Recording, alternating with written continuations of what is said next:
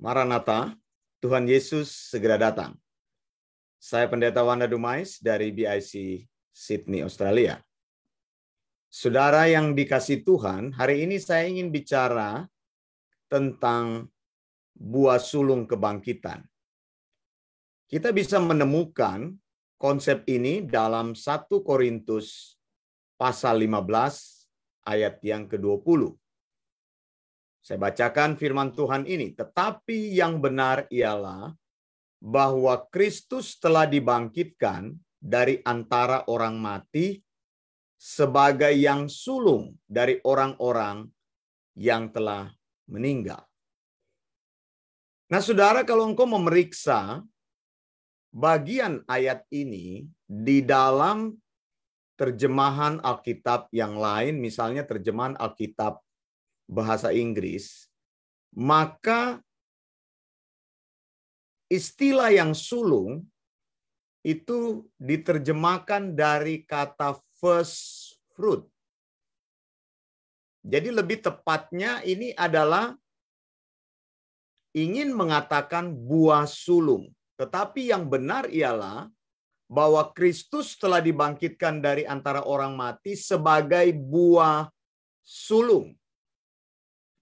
Nah, Paulus mengambil sebuah pelajaran dari perayaan orang Israel, yaitu perayaan buah sulung. Kita bisa menemukan konsep ini di dalam Imamat 23 ayat 10.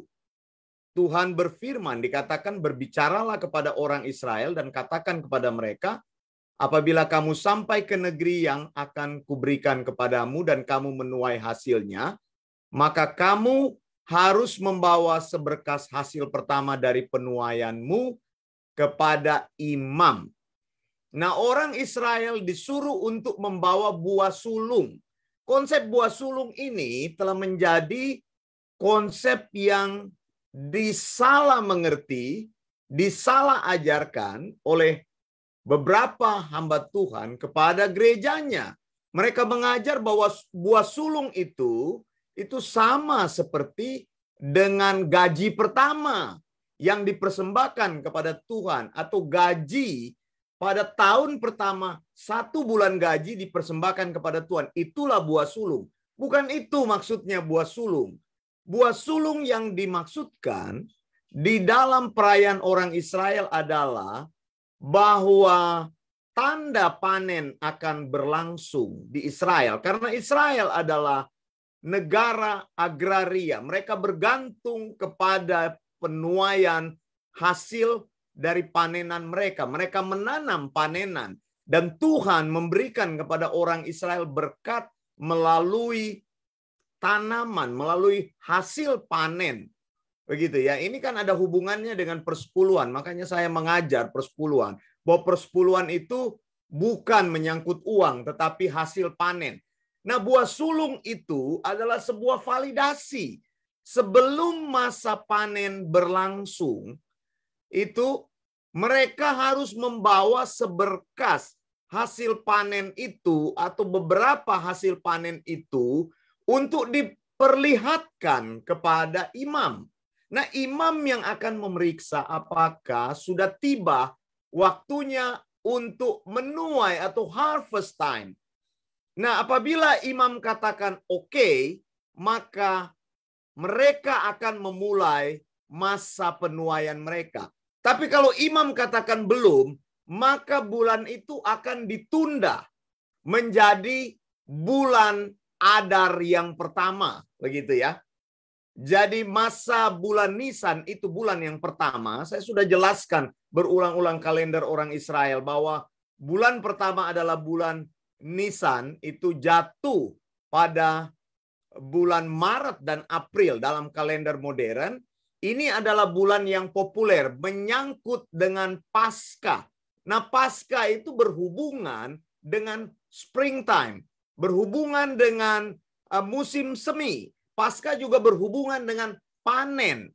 Nah, di bulan terakhir orang Israel itu adalah bulan yang ke-12, bulan Adar. Itu sebabnya bulan itu menjadi bulan di mana mereka menguji ketika hasil panen itu akan muncul, mereka tunjukkan dulu itu berkas-berkasnya panen pertama kepada para imam. Nah, imam sendiri akan memvalidasi apakah sudah tiba musim menuai atau belum. Apabila belum tiba musim menuai, maka bulan itu akan ditambah. Jadi Adar yang tadinya cuma 1 menjadi 2 bulan Adar. Jadi orang Israel itu menganut 12 bulan sebenarnya ditambah dengan leap year atau tahun bisa tambahkan 1 bulan untuk membuat tahun mereka itu menjadi pas dengan solar system karena mereka menganut lunar system berdasarkan bulan begitu ya, 29 plus 4 hari begitu ya. Jadi 1 bulan itu 29,4 hari. Jadi tidak tepat seperti kita begitu ya. Tahun kita adalah tahun solar system. Jadi 1 tahun itu 366 hari, tapi orang Israel itu 355 hari. Jadi berkisar apa itu perbedaannya 11 hari dalam 1 tahun. Nah, ini harus disinkronisasi setiap cycle 19 tahun. Jadi ada tahun ke-3, tahun ke-6, kemudian tahun ke-9 dan sebagainya. Itu namanya leap year. Jadi ini saudara, buah sulung itu maksudnya validasi. Nah, apabila buah sulung terjadi, sudah diterima imam di dalam bait Allah, maka panen akan segera dilakukan. Ketika Paulus bicara bahwa Kristus adalah buah sulung dari orang-orang yang meninggal, artinya persembahan Kristus itu sudah diterima oleh Allah. Nah, kebangkitan Kristus menjadi momentum. Kebangkitan Kristus menjadi validasi bahwa mereka yang percaya kepada Kristus, mereka akan mengalami kebangkitan. Amin, saudara, katakan. Mengalami kebangkitan. 1, 2, 3. Mengalami kebangkitan. Jadi saya dan saudara mempunyai janji yang kekal karena Kristus sudah dibangkitkan dari antara orang mati. Kita juga akan mengalami kebangkitan tersebut. Saya mau katakan saudara bahwa kebangkitan orang mati itu adalah kebangkitan yang terjadi secara fisikal. Jadi secara fisik, bukan hanya bangkit secara rohani. Nah, teori yang saya anut adalah teori premilenialism, yaitu satu cabang teologi dalam eskatologi yang mempercayai bahwa kedatangan Kristus akan terjadi sebelum kerajaan 1000 tahun itu berdiri. Jadi Kristus akan datang, kemudian Kristus akan membangkitkan orang percaya yang mati di dalam Dia. Maksudnya orang-orang yang sudah mempercayai Kristus sebagai juru selamatnya. Jadi saudara yang dikasihi Tuhan, ada 2 kebangkitan yang akan terjadi selama manusia hidup di muka bumi ini. Kebangkitan yang pertama adalah kebangkitan yang Tuhan berikan kepada semua orang yang percaya kepadanya. Mereka bangkit untuk mengalami hidup yang kekal. Tapi kebangkitan yang kedua, the second resurrection itu bukan kebangkitan yang dialami oleh orang percaya, tapi kebangkitan yang akan dialami oleh orang yang tidak percaya. Mereka bangkit untuk dihukum. Mereka bangkit untuk masuk dalam penghakiman terakhir, tahta putih, dan kemudian selama-lamanya mereka dipisahkan dari hadirat Allah, di-destroy. Dan untuk selama-lamanya mereka akan terpisah dari Allah itu sendiri. Jadi kaput, ya, sudah tidak ada lagi, saudara. Tidak ada lagi yang disebut dengan neraka kekal karena semuanya akan dilemparkan ke dalam jurang api yang bernyala-nyala. Dan itu merupakan sebuah finalisasi dari rencana Allah.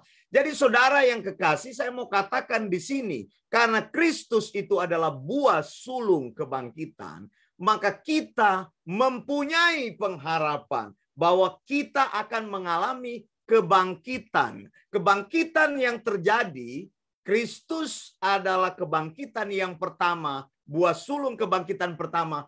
Ordernya itu atau urutannya, Kristus adalah urutan yang pertama. Lalu urutan kedua dari kebangkitan yang pertama akan dialami oleh orang-orang yang percaya atau gerejanya. Di mana mereka lebih dulu bangkit?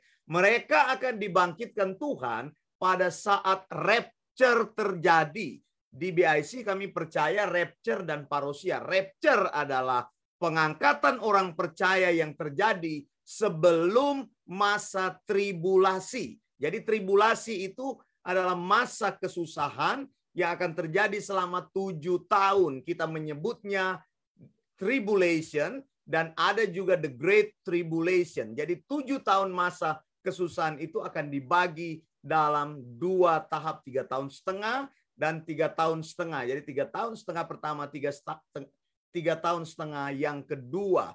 Nah, orang percaya akan diangkat Tuhan, bertemu dengan Tuhan Yesus di awan-awan. Pada saat itu, tubuh kita, ketika ada orang yang masih hidup saat Kristus datang tapi tidak menginjak bumi, maka mereka akan diubah dalam tubuh kemuliaan. Ini pengharapan kita, bahwa kita bukan hanya saja bangkit, tetapi kita akan menerima tubuh kemuliaan. Dan kebangkitan ini bukan terjadi hanya secara rohani, tetapi akan terjadi secara fisik. Saat rapture, mereka yang mati terlebih dahulu, orang-orang percaya yang sudah mati, mereka akan dibangkitkan Tuhan mendahului kita yang masih hidup. Apabila kita masih hidup saat Yesus datang, itu namanya rapture. Jadi gereja akan diangkat bersama dengan gereja penahan yang menahan segala kejahatan, yaitu Roh Kudus yang ada, yang tinggal di dalam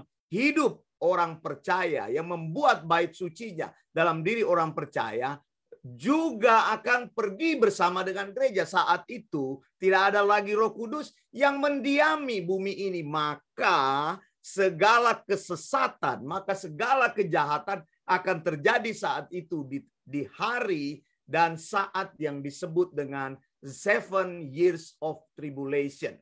Nah, apabila Anda ingin belajar hal ini, Anda bisa mengikuti kelas di Eleos Theological School setiap hari Senin, hari Kamis, dan hari Jumat, jam 5 sore untuk waktu Indonesia bagian Barat. Jadi saudara, pengharapan kita terletak di dalam kebangkitan Kristus. Bahwa Kristus sudah bangkit dari antara orang mati sebagai buah sulung. Saya mau tegaskan, buah sulung itu bukan uang. Buah sulung itu bukan hal yang dituntut dari dalam diri orang Kristen sebagai gaji pertama, penghasilan pertama. Di Amsal 3 ayat 9 dikatakan, muliakanlah Tuhan dengan hartamu dan dengan hasil pertama dari penghasilanmu. Hasil pertama maksudnya buah sulung. Ini menunjuk kepada perayaan buah sulung orang Yahudi. Tapi buah sulung yang benar adalah bersifat atau artinya validasi.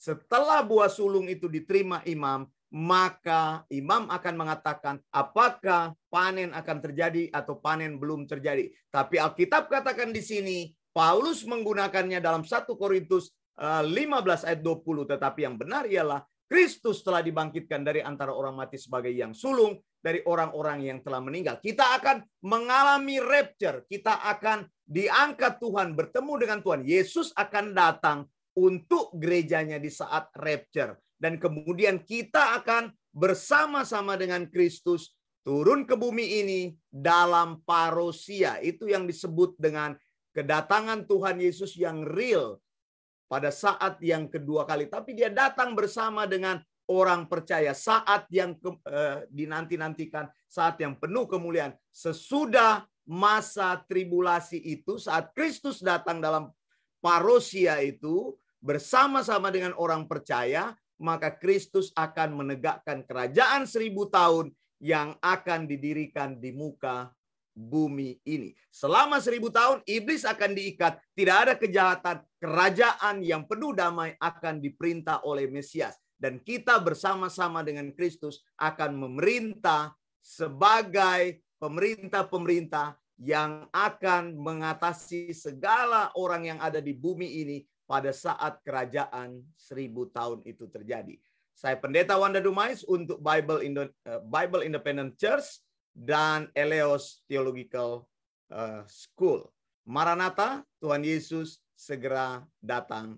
Blessings.